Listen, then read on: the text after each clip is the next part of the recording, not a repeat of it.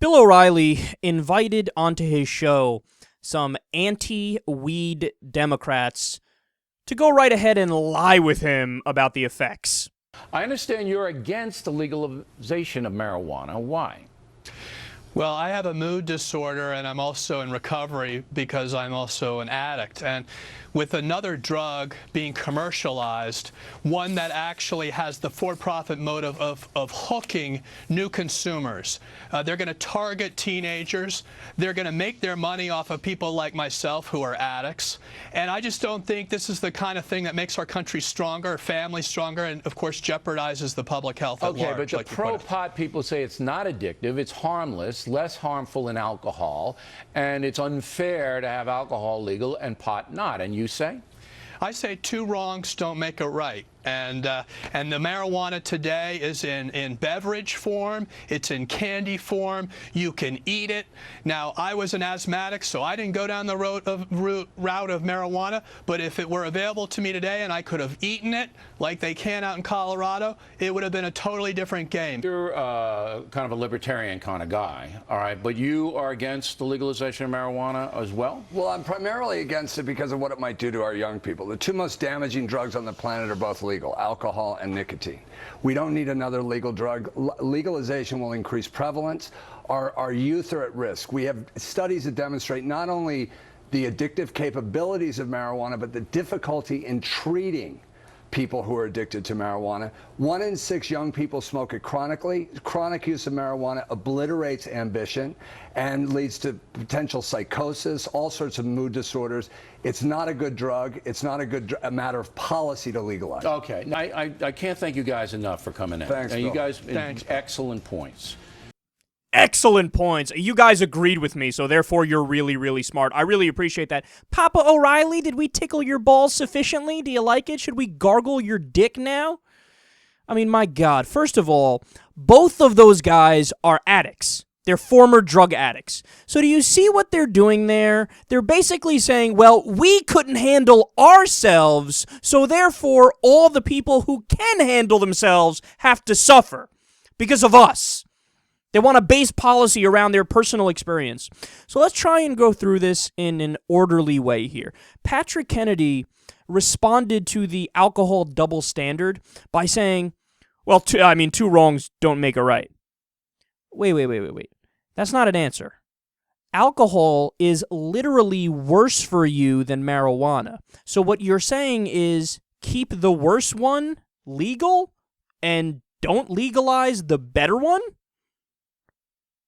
But that doesn't make sense. You have to be consistent here. If you want to go down this road of banning substances, that's fine, but you have to be consistent. So you'd have to ban caffeine. That's a drug. It's a psychoactive drug. You'd have to ban Red Bull, ban cigarettes, ban alcohol, ban all the drowsy cough medicine that sedates you because that also changes your consciousness. You have to ban everything. You have to be consistent or you're just cherry-picking things based off of your personal opinion, and that's not a good standard or a rational basis to make fucking laws off of. I don't care about your opinion. We shouldn't base our laws off anybody's opinion. Now, to the other guy, I mean, this guy is Mr. I make shit up. He says, well, I'm against pot because of what it does to young people. Okay, me too. That's why it's not legal for young people, and nobody is arguing that it should be. Problem solved. Next question. I mean, by his logic, I guess we should ban all porn. Because, hey, man, it might slip through somebody's fingers. You never know. Some 12-year-old somewhere might be looking at some tits on a Playboy right now. So I guess we got to ban all porn, right? I mean, it might affect the kids, right? It's such a... It's so easy to poke holes in their arguments because their arguments are based on nothing.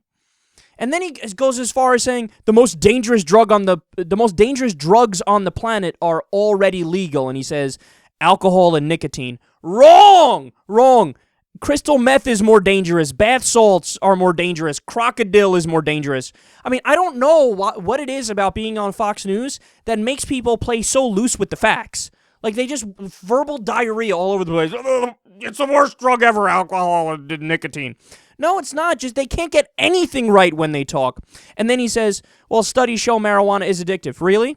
What study? You want to cite the university? You want to name the author? Anything? You want to name anything? Any evidence for your point other than just asserting it as if it's a fact? Look, man, we all know Reefer Madness. You remember Reefer Madness when they used to make up things? It was the propaganda movie about, oh, and marijuana will make you suck somebody's dick behind a dumpster next to an Arby's. It was all made up, man. It's a well-established fact that marijuana is not physically addictive. And then he says it leads to psychosis and mood disorders. This is all debunked stuff. This is all Reefer Madness stupidity. And the final point I'll make here, whatever happened to freedom? You know what? Here's the declaration or proclamation that we'll make, and it makes people should abide by this because it makes sense. It's fine to be anti-weed. If you're in favor of keeping weed illegal, that's fine. That's an opinion. It's your opinion. You're entitled to it. Whatever. But you have to also say right along with that, I'm against freedom. I'm anti-freedom. I, Bill O'Reilly, am anti-freedom. I, Patrick Kennedy, am anti-freedom.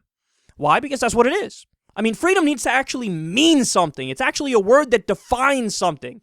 It's not just this vacuous, vapid term that has no definition that you can just throw around to insert in some random place when you're doing a political stump speech. It actually has a meaning. And it especially applies when we're talking about people putting something in their bodies willingly, and they're an adult, and they're not hurting anybody else.